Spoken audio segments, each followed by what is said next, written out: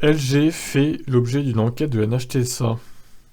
Donc, what? En fait, la NHTSA se mêle de tout, hein, c'est incroyable.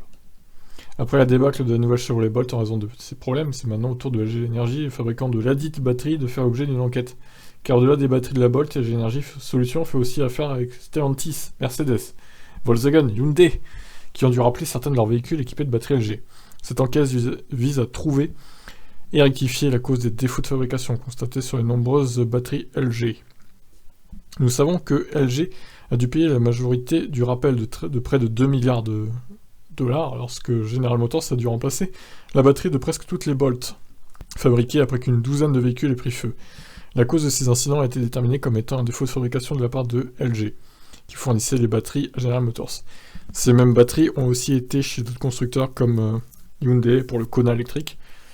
Moi, le mien est concerné, hein, je l'avais déjà dit sur la chaîne, qui a connu le même genre de problème un mois avant la Bolt. En mars 2021, Hyundai a lancé un autre rappel pour le Kona électrique, et unique.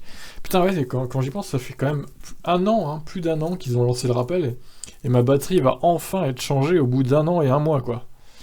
Ouais, ben, ça a mis le temps, hein. En février de cette année, Stellantis a informé la NHTSA d'un risque d'incendie dans la Chrysler Pacifica hybride, après que 12 d'entre elles aient pris feu. Ah ouais, même les hybrides, putain. Le constructeur automobile n'a pas encore déterminé si la batterie est à l'origine de ce problème qui vient de LG. Enfin, Volkswagen a découvert qu'un défaut de fabrication dans les batteries LG qui équipent les ID4 il y a moins d'un mois. Selon le constructeur automobile, les batteries présentent des points de soudure insuffisants, ce qui pourrait entraîner des connexions peu fiables, susceptibles de faire caler le véhicule pendant la conduite et d'augmenter le risque d'accident. Super, mais en fait, LG, c'est quoi ces batteries de merde, quoi, j'ai envie de vous dire. N'achetez pas du LG en batterie, même de stockage pour chez vous, parce que c'est pas de la qualité, en fait, hein. J'ai l'impression que c'est de loin le pire niveau qualité, hein.